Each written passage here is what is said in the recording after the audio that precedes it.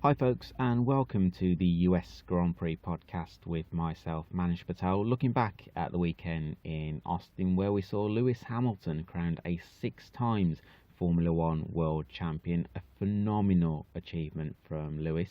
So in the race itself, Lewis Hamilton finished behind his Mercedes teammate Valtteri Bottas, with the top three rounded out by Red Bull's Max Verstappen. But I want to begin this podcast by not talking about Lewis Hamilton, but I want to begin by talking about Valtteri Bottas. Bottas, I have to say, put in a stunning lap in qualifying to take pole. A really strong weekend for the Finn, and also he put in a very strong performance in the race itself. When it came to qualifying, I don't think many people expected Valtteri to take pole, considering the pace that was shown by his teammate Hamilton, but also by the Ferraris and Red Bull in free practice as well. So for Valtteri to put the car on pole position on Saturday, I thought was a real surprise, but actually a fantastic result for Bottas. And then the race itself, he led from the front. He did what he had to do. I think he would have been slightly worried when Lewis was in front of Valtteri when it came to after the pit stops, but Bottas was able to get by his teammate in the race, and then really he was able to control it. So a really great weekend for Valtteri from start to finish, really, from qualifying to the race. A really good weekend. I guess from a neutral's point of view, is the only frustration is the fact that Bottas just needs to do this more consistently, and if he can do that, have a strong weekend where he can put in a strong qualifying performance, have a strong race, then there's no reason why he can't challenge for the driver's title next season and give Lewis a closer fight to the title. Because on his day, and it's proven this season, where Valtteri actually can take the fight to Lewis Hamilton and he can beat him, and the weekend in the USA certainly proved that. So next season just need to see that a little bit more consistency from Valtteri. But the weekend in Austin, have to say, Valtteri really impressed me, and a very good job from the Finn. So well done to Valtteri on the race win in the US. But we come on to Lewis Hamilton, a 6 times Formula One world champion, and I said it at the start, a phenomenal achievement. And Lewis mentioned about it being one of his toughest championship wins, and I concur with him. First half of this season, I have to say, it was a Mercedes dominated season for the first half of this season anyway, but in the second half of this season, Ferrari and Red Bull have been a lot closer to Mercedes, and they've definitely been more right up there challenging Mercedes, and Lewis has had to definitely in this second half of the season, I have to say, has had to fight even more for his victories. But I think Lewis has definitely been consistent throughout, not just the second half, but in the first half as well. He's been throughout the whole season. He's been consistent. He's really had to work hard for his wins as well. But I think Lewis has had a really strong 2019, and I think one of the reasons how he's been inspired, I think the whole team's why he's been inspired, was unfortunately the sad passing away of Niki Lauda this year. Niki, without doubt, has played a massive part in where Mercedes are in Formula One, and also the fact that Niki was a big factor in tempting Lewis to join the team from McLaren. So Niki has, without doubt, I'm sure, inspired, motivated the team, but also Lewis and Valtteri to really go on to do it for him, really. So I think for Lewis, I think it's been really tough both on the track but also off the track as well. But you can't help but feel inspired by what Lewis has been able to achieve, and he thoroughly deserves his 6th world title. And I think what's quite scary is the fact that he's come out and said that he still feels that he's yet to hit his peak, and you just wonder, if he hasn't hit his peak yet, then what is he going to be like when he does hit his peak? And that's actually quite scary for the rest of the field, really. So I think Lewis, like I say, really deserves his 6th title. He's done a fantastic job throughout the whole of this season, and he quite rightly deserves his 6th title. but also Mercedes as well, winning their 6th constructors title as well. A fantastic team effort as well. And as I mentioned at the start, earlier in the podcast, the fact that Mercedes, first half of the season, they more or less dominated, but they've had to really bounce back from race victories for Red Bull and also for Ferrari as well, where they've showed really strong form. So Mercedes have had to find something extra to be able to get on top of their rivals, and they've been able to do that. So well done to everyone at Mercedes, at Brackley, and also Brixworth for a phenomenal achievement in winning their 6th constructors title, but also to Lewis as well for winning his 6th drivers title. So many congratulations, and again well done to Valtteri on the race win in the US. So coming on to Red Bull Racing, another fine result for Max Verstappen, rounding off the top 3 in Austin. Had there been a couple more laps in the race, and with Lewis really struggling on his tyres towards the end of the race, without the traffic towards the end of the race, would Max have got by Lewis? I think so. I think Verstappen would have had a real shot at getting second place at the US Grand Prix, but it wasn't to be. But even so, I think a really strong weekend for Max Verstappen, and I really feel that this season in particular, I have to say, I think he's really matured as a driver. I think he's continuing to mature. I think he's maturing into a team leader as well. I think he's taken on that role really well, and I think Max is only going to continue to get better. So a really good weekend for Red Bull. Could have been slightly better by finishing second, but I think there are still some positives that Max and Red Bull can take from the weekend. But also I have to mention Alex Albon as well. Didn't get off to the best of starts in the race through no fault of his own. I believe he got hit in the rear by the McLaren of Carlos Sainz, who we'll go on to discuss soon.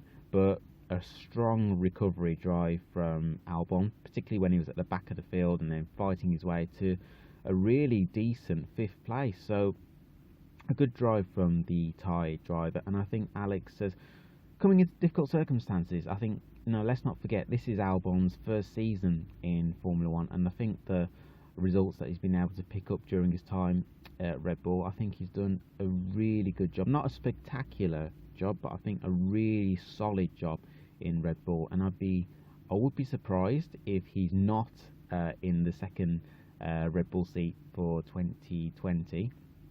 But I think Alex is doing his chances no harm at all, and he's picking up solid results, and like I say, another really good drive from Albon, particularly considering the fact that he was at the back of the field at the US Grand Prix and had to fight his way to 5th place. So a really good drive from Alex Albon, and I can certainly see him being the second driver at Red Bull for 2020.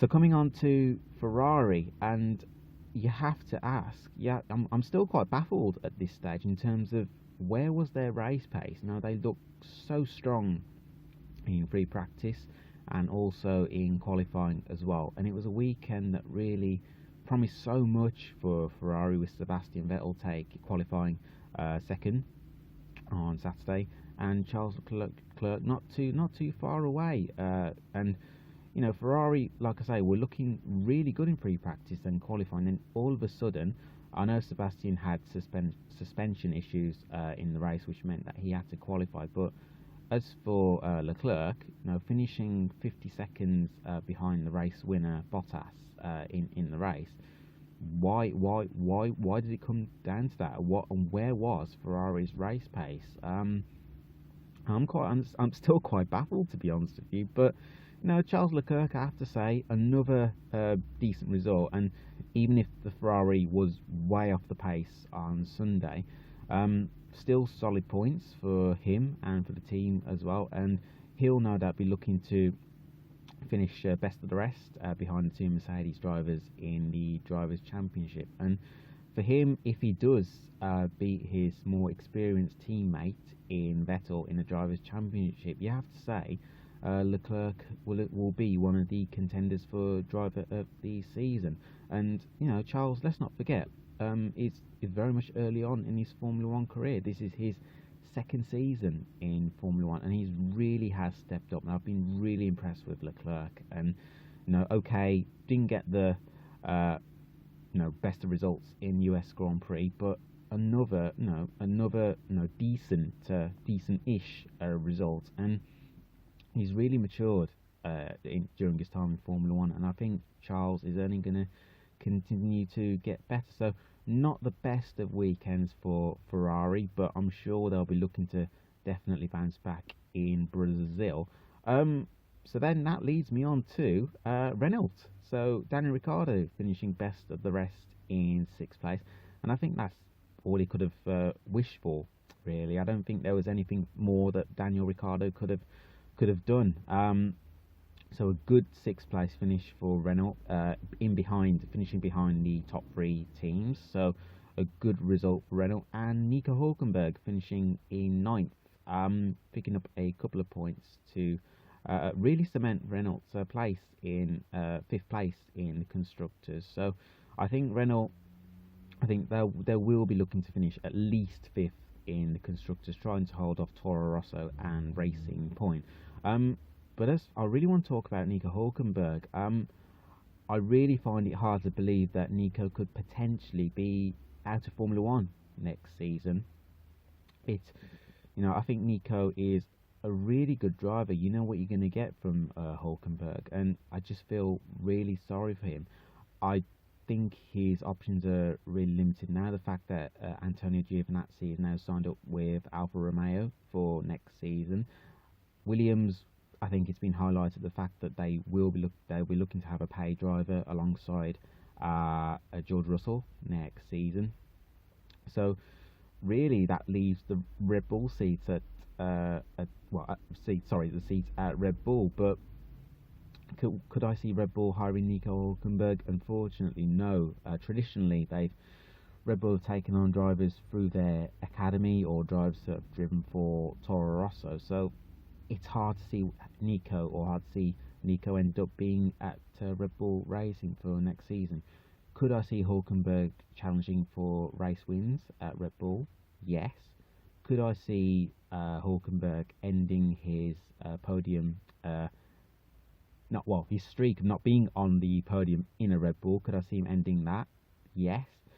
But unfortunately, I just can't see Red Bull taking on Nico Hülkenberg, unfortunately. So it looks like it could be a year potentially on the sidelines for Nico Hülkenberg next season. But you never know. You never know. He may even end up being at Williams, a team that he's driven for before. So although his options are limited for next season, don't be surprised if say Nico Hülkenberg is offered a drive, say, in 2021. So I feel really sorry for Hülkenberg, because like I say, I think he's a solid driver. You know what you're going to get, and he does the job. So yeah, so real shame that Hülkenberg won't be at Renault next season, and potentially won't be in Formula One next season. So real shame, but it is what it is, and we'll see Esteban Ocon alongside Renault, alongside Daniel Ricciardo at Renault next season. So I mentioned about Carlos Sainz earlier. So a really decent weekend for McLaren. So Lando Norris finishing in 7th, and also his teammate Carlos Sainz finishing in 8th. McLaren, for me, have been one of the standout teams for me this season. I think when you consider where they've been these last couple of seasons and what they have achieved this season, I think what they've achieved has been quite remarkable, really. I think the turnaround has been fantastic, and this is where we want to see McLaren. We want to see McLaren fighting at the top end of the Formula One grid, because that's where they belong. And I think both Lando and Carlos have done a fantastic job. A lot has been made about their camaraderie off the track as well, which I think is great, and I think can only be healthy for the team as well. But I think for me, I have to say, Carlos has been one of my standout drivers of the season so far. He has gone about his business very quietly, and I think he's done a very good job for McLaren, and he's trying to, I think he's going for 6th or 7th place in the Drivers' Championship. If he can achieve that this season, I think he can really hold his head high, and I think Lando as well, I think this being his rookie season as well, I think he can definitely hold his head high. For him, like I say, his first season in Formula One. So a really good job by both McLaren drivers in the US, and looks like McLaren are going to finish fourth in the constructors, and who would have thought that after last season. So like I say, a really good drive from both Lando and Carlos Sainz in the McLarens to finish 7th and 8th in the US. So the top 10 was then rounded out by Sergio Perez in the Racing Point. A really good drive from Sergio, I have to say. Starting at the back of the field and ended up finishing 10th. His tyres were going off towards the end of the race, which meant that he got overtaken by Nico Hulkenberg, but Sergio was able to hold on to 10th. I know that Danny Kvyat collided with Sergio Perez, which meant that Kvyat got a penalty and meant that Sergio was then promoted back into the top 10. So a really, really good point for Racing Point, which actually saw them leapfrog Toro Rosso in the constructors standings to take 6th. And that is going to be one of the closest battles in the constructors going into the final 2 races of the season, to see whether Racing Point can hold on to 6th in the constructors ahead of Toro Rosso. I think 5th place in the constructors might be a little bit too far out of reach for Racing Point now, but if they can hold on to 6th place, then I think that can be held as a decent achievement for Racing Point when you consider what happened towards the end of second half of last season really, and what they've had to go through this season. It's been more or less a rebuilding season, shall we say, this year. But but no doubt, I think Racing Point will be looking to have lofty ambitions going into the next couple of seasons. Of course, we know in 2021 where there'll be big regulation changes. So I'm sure Racing Point will be looking to make the most of when those 2021 regulations come into place. But this season, I think it's been an up and down season for Racing Point. But I think as for the race itself in US, I think Sergio Perez can really take some real positives, knowing that he was able to fight his way through the field to pick up a solitary point and a good point for the team. Bit of a difficult weekend for Lance Stroll, finishing 13th in the race, but I'm sure he'll be looking to end the season really strong in Brazil and in Abu Dhabi. So a decent point for Sergio Perez. Like I say, that point saw them overtake Toro Rosso in the constructors. So outside of the top 10, we saw Kimi Raikkonen finish 11th.